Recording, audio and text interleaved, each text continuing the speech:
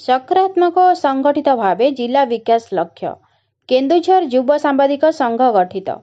नमस्कार, times news India सच की आवाज को स्वागत करुछि। तेबे आसंतु नजर पकेबा संपूर्ण खबर उपरे।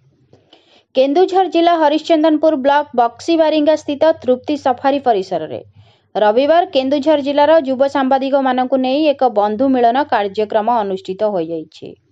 आदर्श मत सकारात्मक तथा संगठित भावरे जिलार उन्नति तथा सांपादिक परिस्थिति रे सांबादिक मानक सुरक्षा आखि आगरे रखी एही अवसर रे जिलार 13टी ब्लॉक पौरांचल तथा एनएससी गुड़िक जोग देइथिबा युव सांबादिक मानक सहमति रे एक जिला स्तरीय युव सांबादिक संघ गठित करा जाइछि।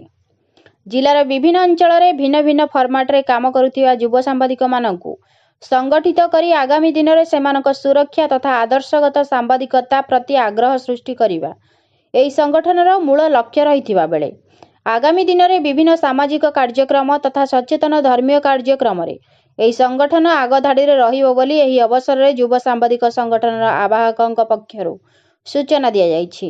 एही कार्यक्रम रे जिलार विभिन्न कोण अनुकोणरु 100 रु ऊर्ध्व युव सांबादिक जोग देइथिले। मां तारिणीक पट्टचित्र रे पुष्पमाल्य अर्पण करिबा पूर्वरु एही कार्यक्रम शुभारंभ होइतिला। केन्दुझर घटगाँरु लाल बहादुर इस्लाम अलीଙ୍କ सह केदारनाथ आरुआଙ୍କ रिपोर्ट सच की आवाज।